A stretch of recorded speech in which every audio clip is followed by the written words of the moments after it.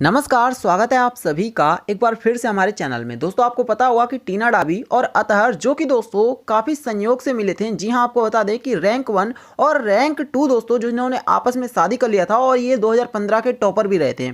और इसी वजह से इनकी शादी में लगभग पूरा भारत इस वजह से खुश था क्योंकि इससे बच्चों को एक बहुत अच्छी सीख मिल रही थी और सबको लग रहा था कि इनकी शादी काफ़ी यूनिक है। लेकिन दोस्तों इनके बीच में अब तलाक जैसी सिचुएशन आ गई है। तो अतहर ने दोस्तों खुद बताया है कि आखिर इनका तलाक क्यों हो रहा है। जी हाँ, आपको बता दें कि पूरी दुनिया ये जानना चाहती है कि आखिर इन दोनों के बीच में तलाक क्यों हो रहा है। तो बहुत ध्यान से सुनना, इस वीडियो को अंत तक देखना।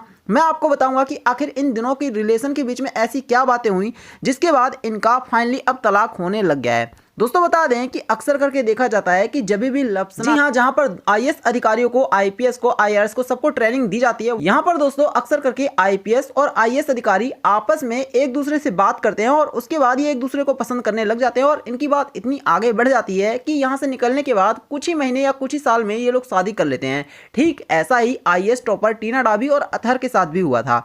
लेकिन दोस्तों अब जब इनकी बात कोर्ट तक पहुंच चुकी है और आईएएस टॉपर टीना डाबी ने यह कहा था कि वो अतहर के साथ नहीं रहना चाहती, इतना ही नहीं, इन्होंने सोशल मीडिया पर भी एक दूसरे को फॉलो करना बंद कर दिया। तो पूरी दुनिया जानना चाहती है कि आखिर इन दोनों के बीच में ऐसा क्या हो गया जिसके बाद ये लोग अब पूरी तरह से अलग रहना चाहते हैं। तो मैं आपको बताता हूं कि आखिर इन दोनों के बीच में ऐसी क्या बात हुई। दोस्तों सामाजिक प्रतिष्ठा से लेकर समान प्रोफेशनल अनुभव और तनाव, ताकत को मजबूत करने से लेकर अच्छे कार्ड्स तक, सिविल सर्वेंट के जीवन साथी के रूप में सहकर्मियों को चुनने के कई कारण होते हैं। लेकिन जो लोग मैदान में हैं उनका कहना है कि आगे का रास्ता बिल्कुल भी इससे सुगम नहीं होता है। यानी कि एक समान दोनों व्यक्ति होते हैं और वो लोग दोस्तों शादी कर लेते हैं तो उसके बाद इनको काफी ज्यादा फ्यूचर में परेशानी आती है।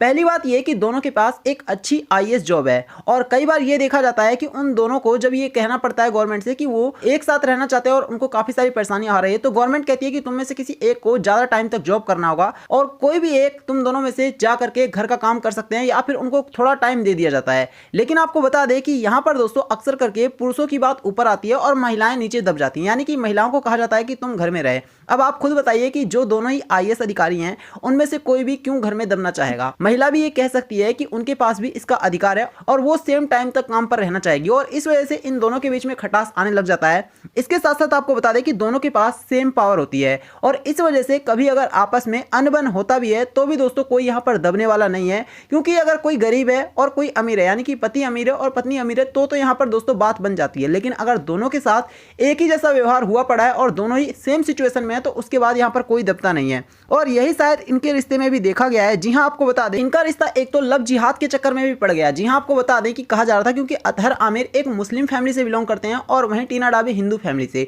और इस वजह से भी दोस्तों इनकी फैमिली के ऊपर और साथ ही टीना डाबी के ऊपर काफी ज्यादा दबाव था और साथ ही अतहर के ऊपर भी, और इसी वजह से समाज की बातें भी इनके ऊपर थीं जिसकी वजह से दोस्तों शायद इनका तलाक होने की नौबत आई है। खैर अभी ये पूरी तरह से कंफर्म नहीं हुआ है, लेकिन दोस्तों आपको बता दें कि टीना डाबी के केस को लव जिहाद से जोड़ करके काफी हद तक देखा जा रहा था और इसी वजह से शायद इनका तलाक होने की नौबत आई है। खैर आपका इस बारे में जो कुछ भी कहना है आप हमें कमेंट करके बताना, वीडियो को लाइक करना, शेयर करना और चैनल को सब्सक्राइब करना। धन्यवाद।